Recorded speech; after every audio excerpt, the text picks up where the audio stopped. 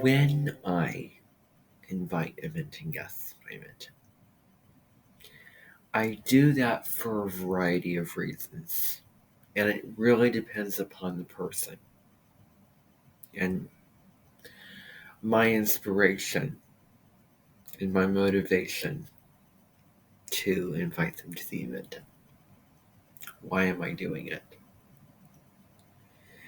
And it could be different, it could differ depending upon the different types of charm types. I'm sure that you've all heard of the charm types. And sometimes that allure or that desire or motivation reason for why I invited them or him or her to the event is there, and then it dies away. And that is known as, maybe it could be lack of interest, but you know what it could also be? It could also be neutralization. It could also be, what is neutralization in relationships if you're talking about jeopardy, if you're talking in terms of that. And in terms of jeopardy, and in terms of that, but just in general, it represents when something dies away so that something else can then be present. Maybe a masculine desire to have this person come to my menton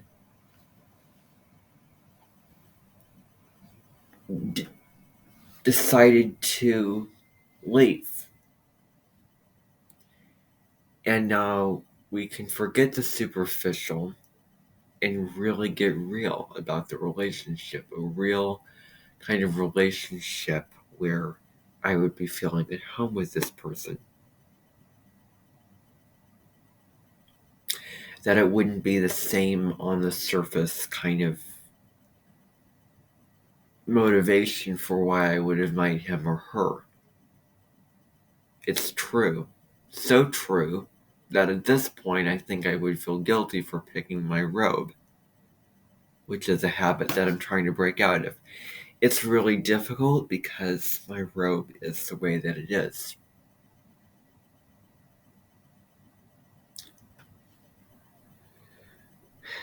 And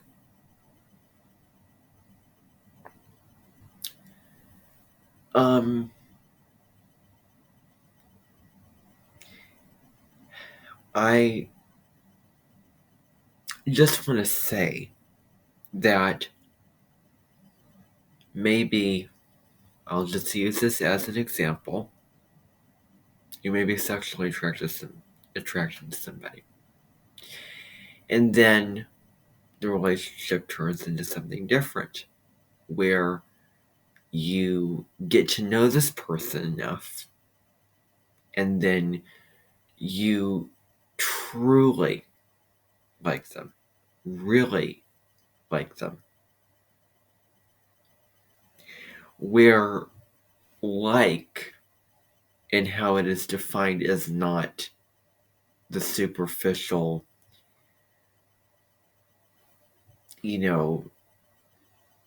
kind of crush, kind of sexual, I want to say, definition for what it is. But it is genuine now. It has moved beyond that, and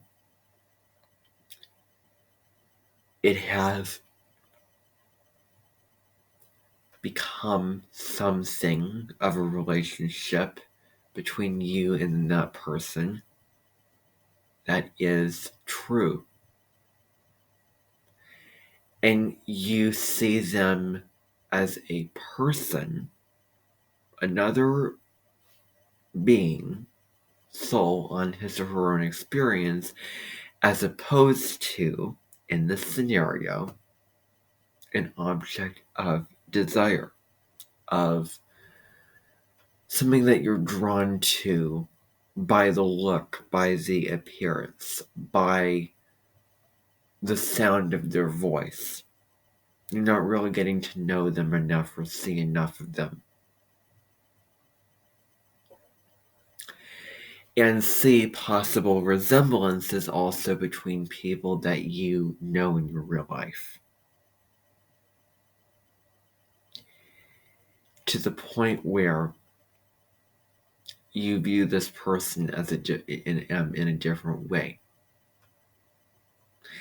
And you more fully understand that they, like you, are someone, but they have their own journey and pathway in life. And it gets real,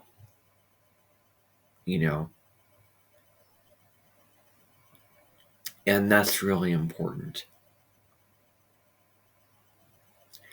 Let's try to take the taboo, hiding it away,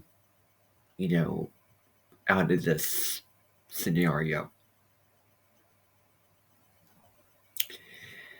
And so that building, some of you know about it, some of you don't know what is in there. Depends upon who I can trust at this point. I don't know if I go into that building with the same reasons that I had, coming out. So, what I'm going to do... Oh, wait a second. I was going to do something, but it's going to draw attention to it. It's kind of like when you say not to open up this door or go to the west wing in the castle. Well, guess what? You've drawn attention to it. I want to find out what's really up there, so guess what? I want to be real and raw, and you're going to hear what's in there. Now, let me be perfectly clear. And there's a part of me that's anticipating having clarified this multiple times, and there's a part of me that is anticipating drama about this. So, I'm aware of it. So, if I'm aware of it, don't make difficulties. Okay, just when you hear this, just accept and know that it's not your concern, and don't worry about it, because I know what I'm doing, and I am not a person who does something so crazy that's out of your mind or whatever. I just don't. I don't do those things. I don't. Let's just have a really big hint in here. Use people. I do not use people. I do not like using people, and I don't believe in it. On the same side of the coin, I am also not a believer in losing sleep at night, because I feel guilty for not taking advantage of an opportunity that presented itself to me. So there's a fine line between those two things, and it's both and. Point is, in that building I have resources. Actually, I shouldn't say that. There are people in that building. And quite a lot of people, actually. Now, do not look at me and think, what is this person talking about? You're so weird. What are you talking about? People in the building. I would really encourage you to show open-mindedness. Being open to what I'm saying and seeing if you can try to be understanding of it. Okay, I mean what I say.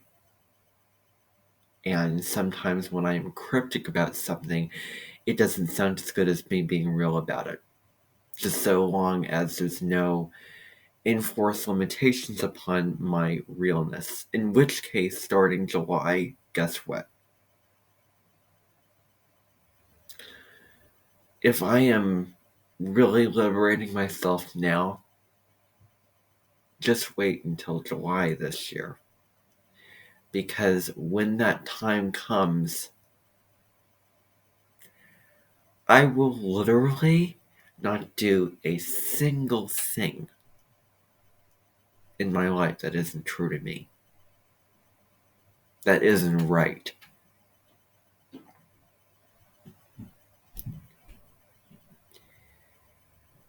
I will not cut off relationships and then regret cutting off those relationships and knowing internally that it was wrong. I'm not going to do that.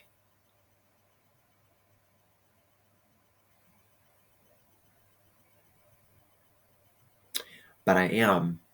Well, I shouldn't say but. I will. Just forget the but. I mean, there's no buts in this situation. I will be who I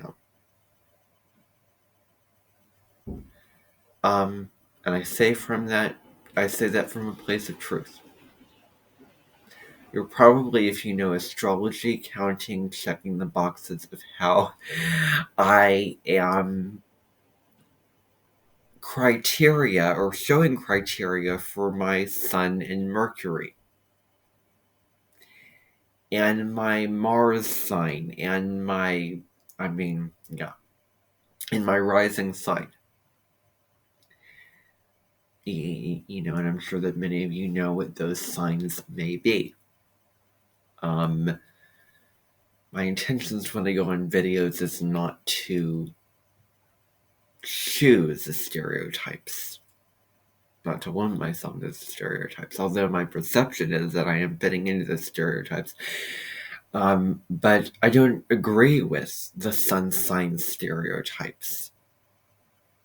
I don't agree with the limitations that has. Aries are these characteristics and traits. This avatar, this kind of archetype. That is, this way does these things. Well, let's get general about it.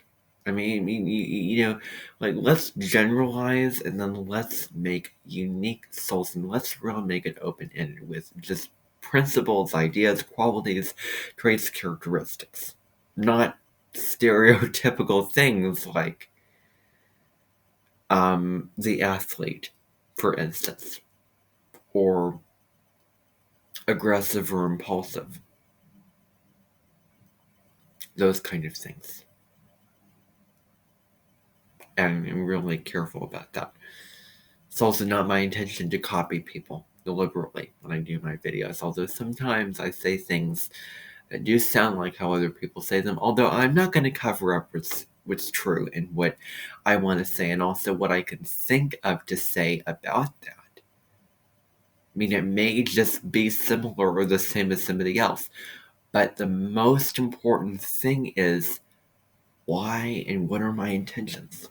My intentions aren't to copy people.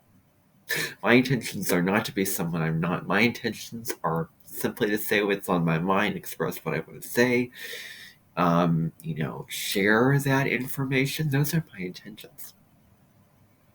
And I will not apologize for doing anything of my intentions, of doing anything for my truth, of the place of self-awareness, of presenting a reel on Instagram about the sun in Aquarius and the moon in Sagittarius when Deborah Silverman, the astrologer and psychotherapist, also does that. Well, guess what?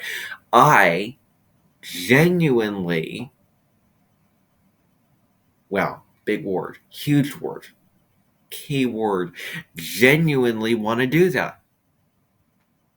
I genuinely want to do that. And I want to give credit to her for the idea. And I want to choose humility. I am not somebody who's like narcissistic and showing off and proving myself. I'd rather show a friend somebody else than myself when it comes to certain videos. I'm just doing it from a place of how I feel. I'm not, vain or trying to be better than people or trying to be, like people by mocking them. That's not how I do it. I may use a certain format or system, but what I say is as unique as it can get. And my intentions are not to copy off of people. And, that, that completely checks out. That completely checks out.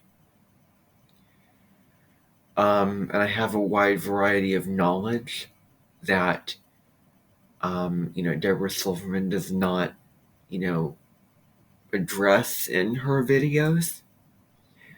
Certain aspects of astrology, like, the nodes and other things that I address, that I talk about. My own perspective, my own definition of things, which is similar and different to other astrologers, but it is me. It is who I am, what I would say, etc. In talking about neutralization, though, I do have people in that building, and they happen to be male adolescents my age and around my age, from, I say, 12 to 13 to 22-year-old males, just from that age range. And it used to be of where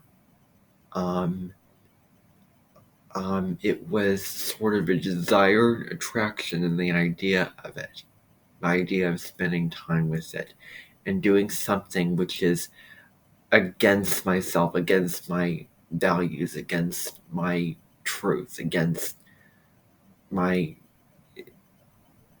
something, being in a situation that I would be feeling very embarrassed by anyone I knew would see me. Now, I do feel like it is more true, and I am with the right people, or maybe people that I would be compatible with on a grand scale, or that I would get along with, and I wouldn't feel as embarrassed to show that and just say that in front of other people. Friends, family, all those kind of things. And all those people. And so now I go into that building with the intention of seeking connection, seeking interaction, seeking, if I am feeling bored and open-minded and needing people to talk to, and not with the intentions of covering up my problems that was going on in my life, and not taking care of myself, my, values. And it,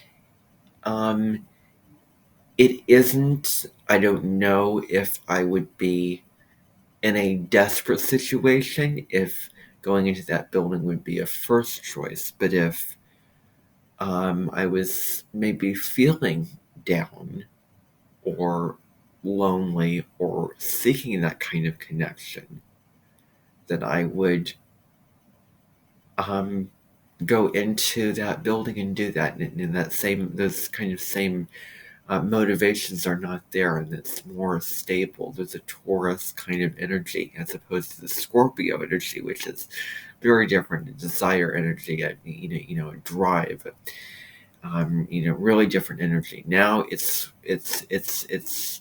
Taurian energy. Now it is loving, open-minded, open-hearted energy. And that's really what it is. So, neutralization relationships, negative neutralization. You've probably gotten used to the traits of somebody that you viewed as negative, that don't bother you as much, but this sort of got neutral to you, or you sort of gotten used to it. An example of that would be just a bond shutter. That would be negative neutrality, where it isn't so negative, or you may see the positives and lighten the other side of that negativity, especially based off of for the most part, superficial, views, judgments, perceptions, beliefs about this person. If you have not gotten to know them yet and gotten used to them, now that doesn't apply to Mr. Tyson. I mean, there were times of negative neutrality, and then there were times of negativity and flaws and judgments and being pulled down energetically multiple times, multiple experiences. So that relationship doesn't count for a lot of things, including a true relationship. I would not put that in a category of a true relationship that we had. I would not view it as a true relationship. And a huge reason is I really did not like my perception of this person, feeling out of my element, not feeling like myself, or not feeling at home or comfortable around this person, feeling like a superior queen, seven energy, above it all feminine person, who is shy, kind of going along my own way, refined. That's how I felt, and that no, that's not. That's a, no, Anyway, point is, neutralization in relationships. Where can you find it? Where positive neutralization may be, again, seeing something different, or where now the relationship is settled down, and you're getting to know this person better, and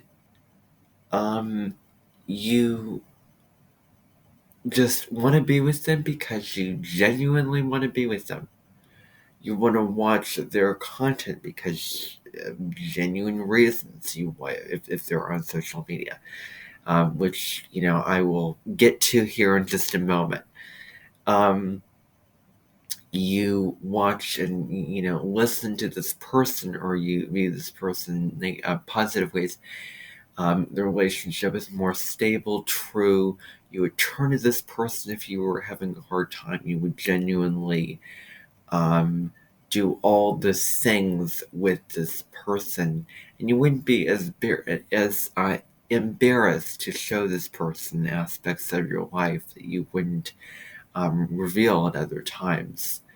And you would be more open and not use that juicy kind of desire energy to escape certain problems, or to go off on when it comes to you, that now it's more genuine and true. And speaking of which, I do know that there is someone that is really popular on Instagram and TikTok, by the name of Jacob Peterson. Now, he came to my mention a couple of years ago, 2 years ago in March. March is going to be huge. And I think that around the point that Pluto changes sign, right around the 15th, I think that is when, or after that point even, it may be Aries season, it may be the first couple of days of Aries season, the end of March, that he may be arriving and coming to the Invention, just like he came to the Invention 2 years before. And so he does videos on spirituality and religion, reels and TikToks about praying God, all those kind of things. And there is a sort of making light aspect of it. There is a kind of light and fluff here, giving a messages of hope and inspiration. Although I do not want to get too wet with this person's content. If you know what I mean. I don't want to get too mushy gushy and like I don't know the word, emotional and profound. Let's just say I do with those kind of false and superficial intentions, not the real Capricorn Scorpio sextile energy, astrologically related.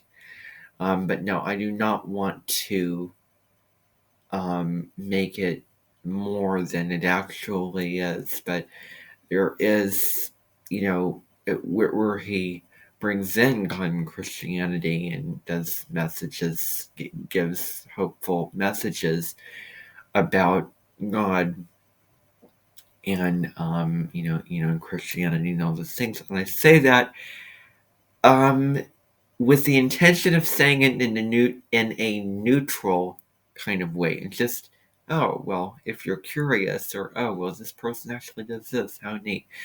I want to say that in a dry, objective, true kind of way, not a wet and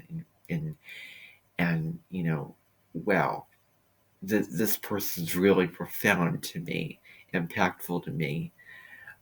Like that's not how I want to say this.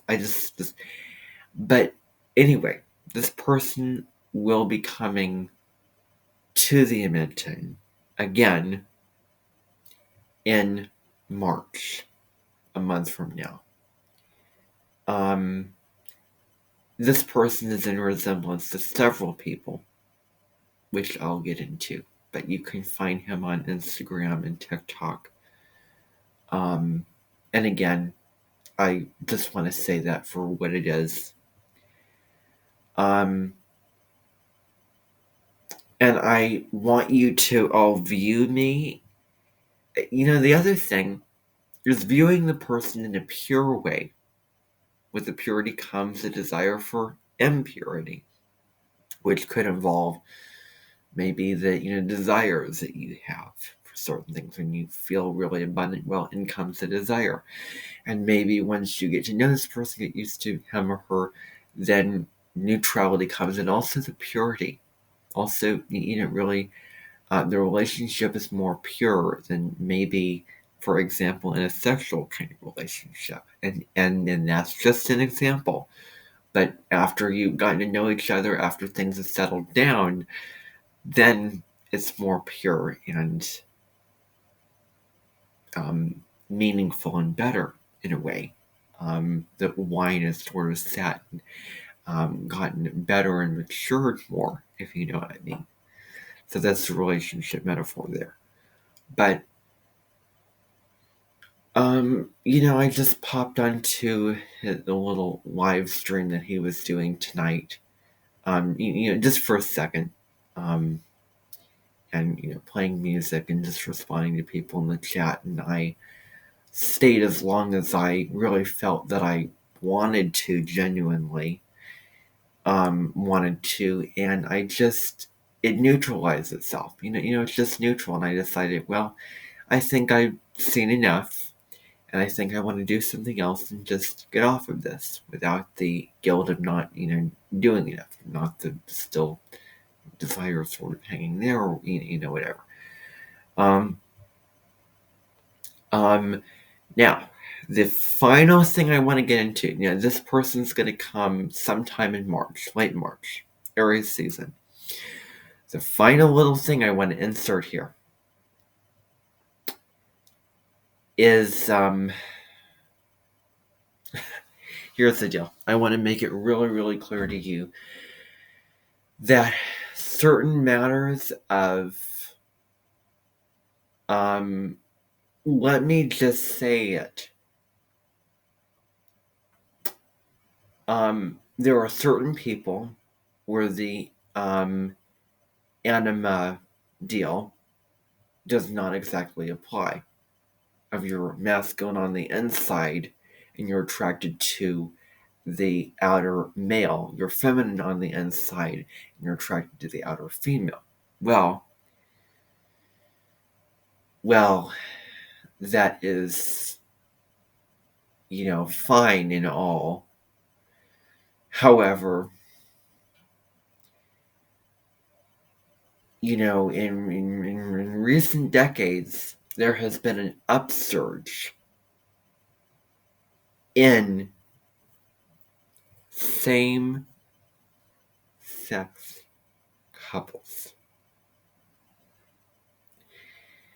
There has been an upsurge in the type of marriages that are homosexual and of allowance of it not being taboo to feel certain feelings for other people. I just want to say that for what it is as a fact. I do not want to sit here and suggest or get into anything involving what I would feel for somebody in sexual kind of regards. I don't want to get into that. I don't want to get into that. And I do want to be real and raw, but I'm being real and raw when I say I don't want to get into that. And I don't want it being thrown around that I may be this or that. You fill in the blank, I'm not going to say it. There will possibly be some kind of sanction, or it is not best if you ask me, are you this or that? Are you homosexual? Whatever. I don't enjoy talking about this. It's not comfortable to talk about it. It's not something that I want to get into. And I will not have those questions being thrown around. I will not answer those questions. I will not have anyone asking me those questions. Depending upon who they are. Really depending upon who they are. But I think in general, no. Just I won't. Just it's not. I don't think it's right to just ask people. Blatantly ask people this kind of questions about this kind of sexual kind of stuff. Just in general. That's all that I want to say. That's it. That's it.